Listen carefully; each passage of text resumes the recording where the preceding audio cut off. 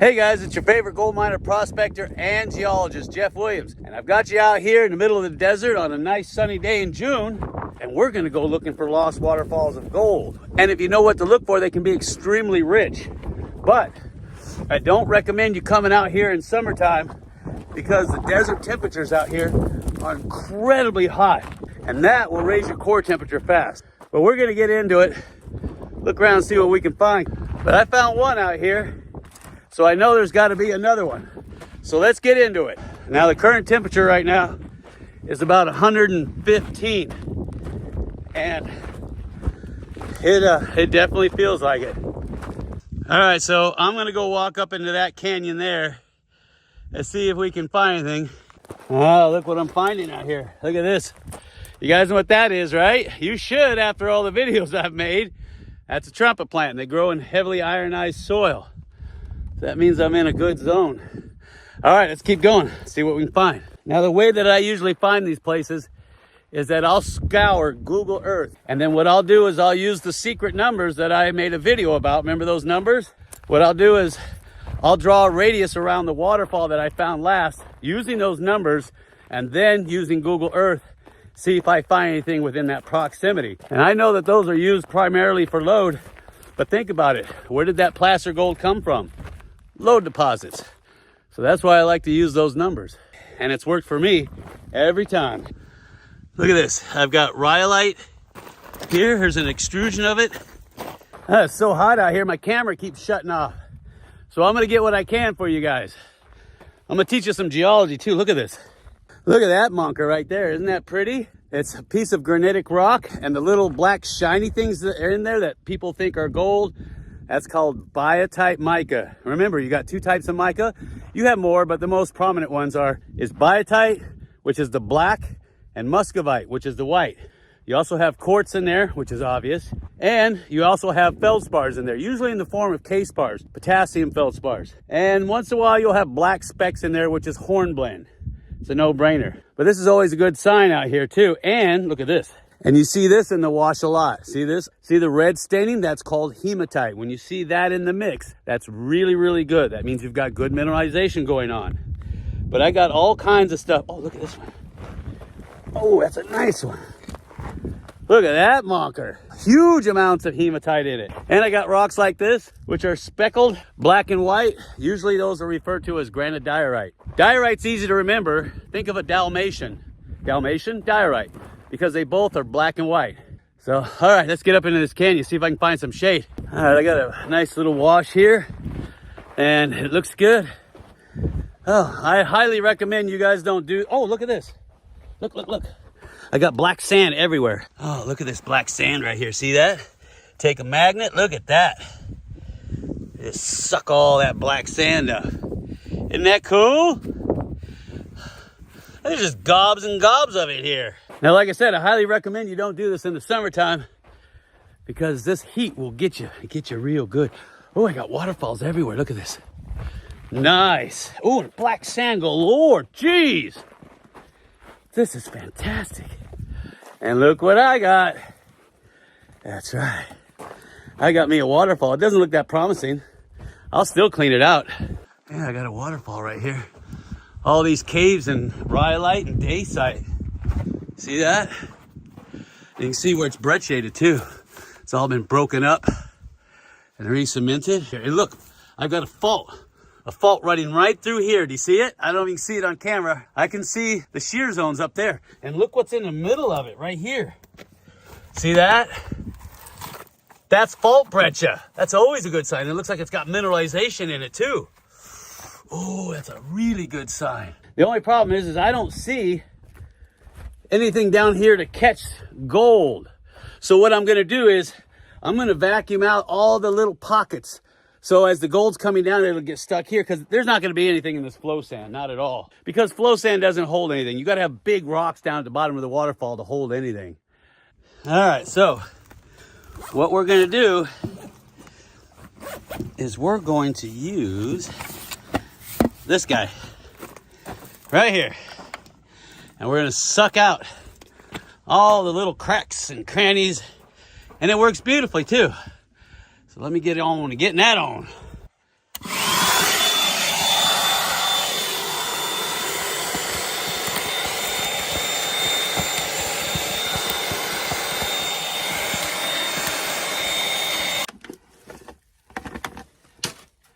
That's about all you can put in it in one shot, because it starts to plug this guy up. So you just do a little at a time.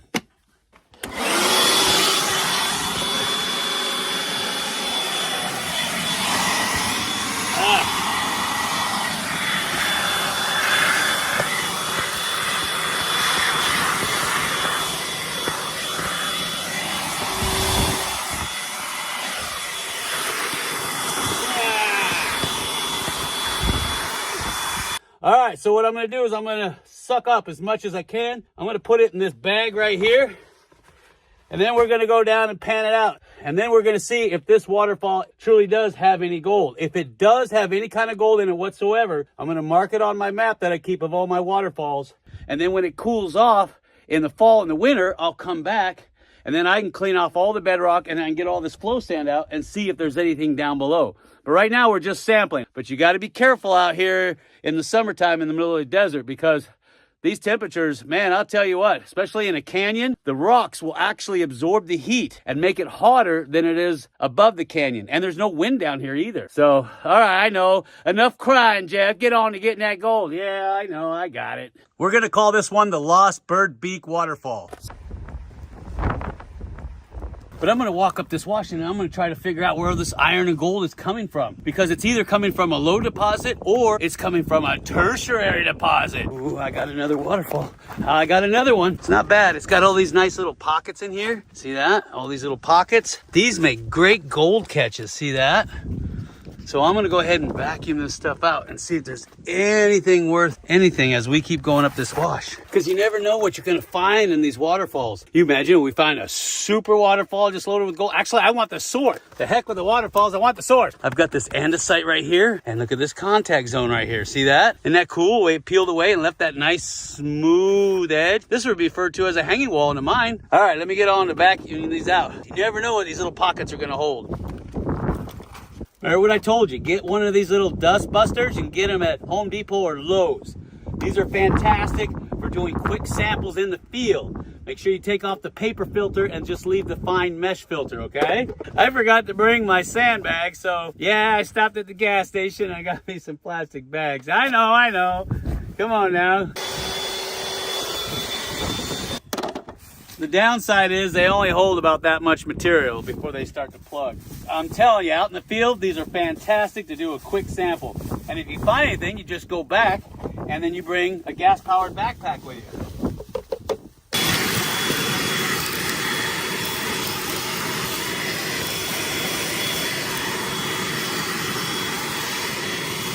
And yeah, you're gonna get dusty. This isn't supposed to be here. A lot of water brought this stuff in. This is your contact zone. This is your bedrock.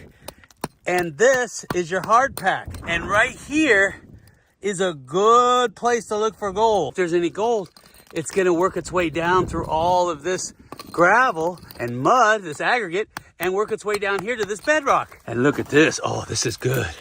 That's always a good sign. I got a lot of hematite in there.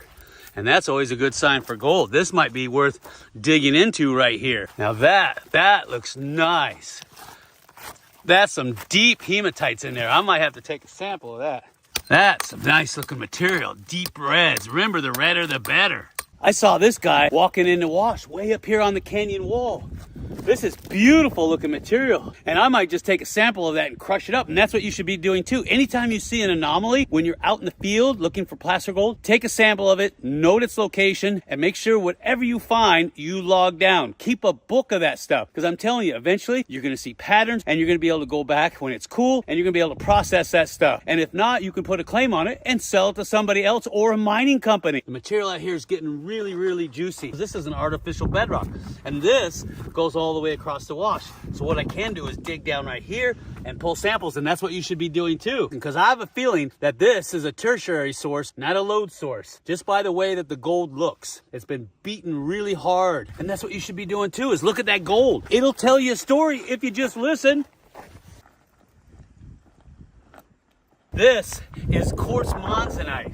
And it's sitting up here on top of the scoria. And you're thinking, Jeff, how did this get up on top of the scoria? When you see giant boulders sitting in the middle of nowhere, what do you think?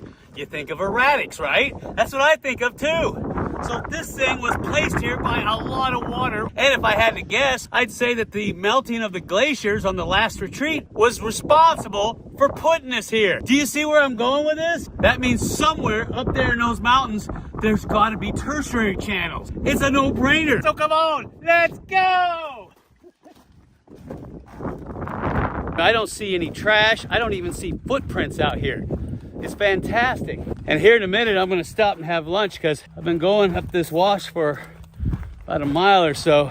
All right, let's go have lunch. All right, what's on the menu for today? Chocolate chip or peanut butter? What's your favorite? I'm a big chocolate chip fan, but it's close because I'm a big peanut butter fan too. But for right now, I'm going for chocolate chip. Make sure if you guys come out here in these Badlands, you bring plenty of water. That sun is pumping out so much UV radiation lately, it's no joke. I stand in that sun and it's cooking the heck out of me. And I'd also recommend a good electrolyte packs because water alone is not enough. You're gonna need those electrolytes replenished in your body or you're gonna start going cuckoo. You'll be like me. Beautiful day, it's just really windy. What is that? Looks like somebody's been living out here, you see that? Somebody's been making a fire here and living here. What the heck? You never know what you're gonna find out in the desert. And always be careful when you're out in the desert, especially when you're by yourself. Because you might run into some undesirables out there. So you make sure that you protect yourself one way or another. There must be a spring out here. Look at this. These only grow where there's water. Lots of it. See the seed pods right there? I'm gonna keep running up this wash because I think I see something. It looks pretty good. Wow, look at these. Look at these. You know how much water it takes to move these? Look at this. There's my foot for size comparison. Ooh, and I think I see what I'm looking for. Look at all this conglomerate right here just slammed into this bedrock here. All that beautiful looking material. Oh, and it just gets thicker and thicker. Look at that. And then you know it took a lot of water to move rocks this big. Oh, that is fantastic. Now all we got to do is get to the very bottom, wherever the bedrock is at the contact zone, and sample. That's got to be what, 10, 15 feet? And that's all hard pack. Look at that. Isn't that cool? That's unbelievable. I got to find bedrock, but I don't see any bedrock. This is the closest thing that I see to bedrock right there, but it don't look very good. Oh, I gotta be careful, make sure this rock don't fall on my head. Man, that is hard packed. Oh. So remember, when you're sampling these old tertiary channels, you're trying to find the bottom trough where the heaviest concentrations of gold are gonna be. And that's what we're gonna do here is I'm gonna sample in multiple places wherever I see dips, because I think those are the bottom troughs of the old river channel. And then we're gonna put it all in my super deluxe sample bag. And then we're gonna take it down and pan it out and see. And then of course I'm keeping my samples separate, okay? Remember I told you that, keep them separate. And then we'll find out if there's any gold in this stuff. So, all right, here we go.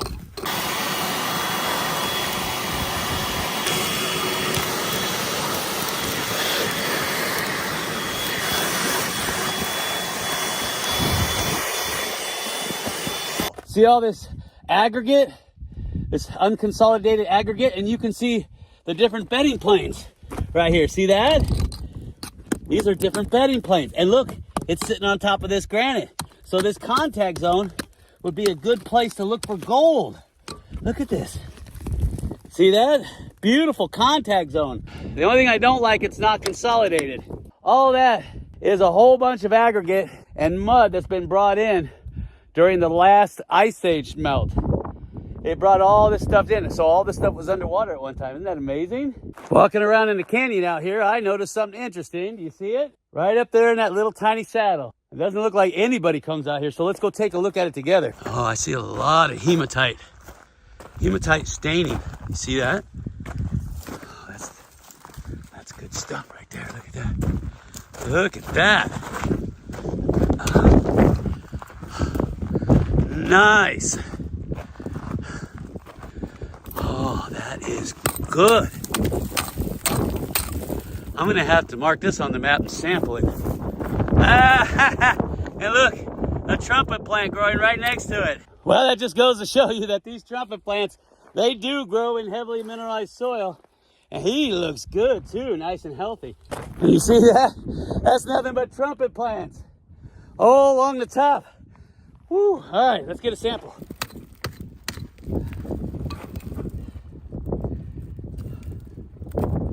That's why you always bring a hand lens with you, so you can inspect just gobs of iron and hematite and quartz, which is a no-brainer. Got some feldspars in there too. All right, we're gonna go ahead and pull some of this beautiful material. Ooh, I wonder what's on the other side. Nothing. This is it. This is the only outcrop. Take a look at this. All right, I know, enough jaw jacking. Jeff, go pan it out. We want to see. I want to see too. Ooh, I found some water. Let's see what we got here. Oh, that water's gonna feel good on my little tootsies. All right.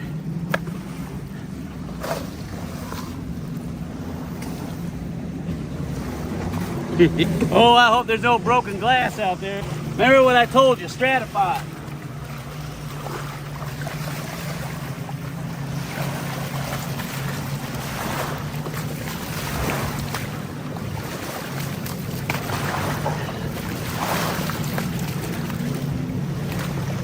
Tilt forward, rake to the back. All the big, my glasses.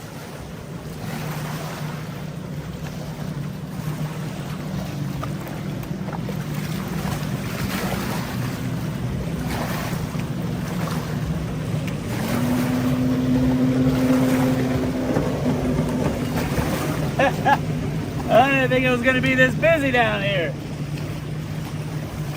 Oh no.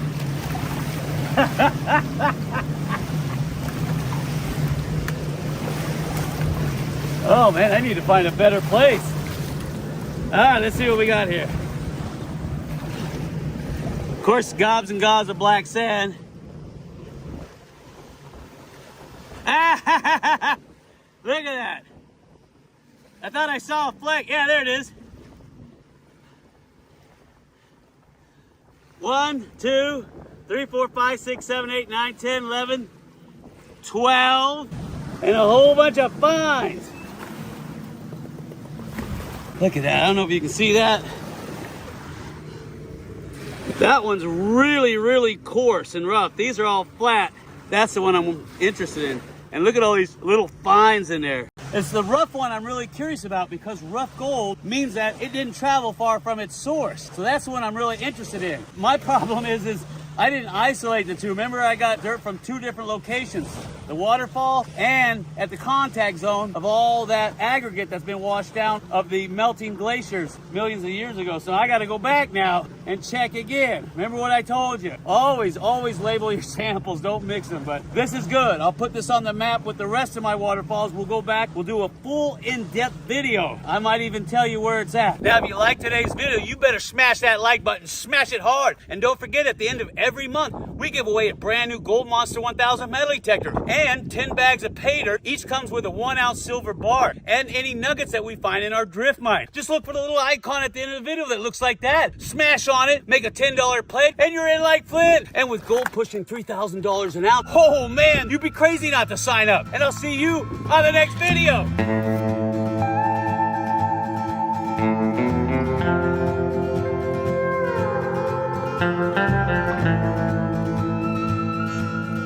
Thank you.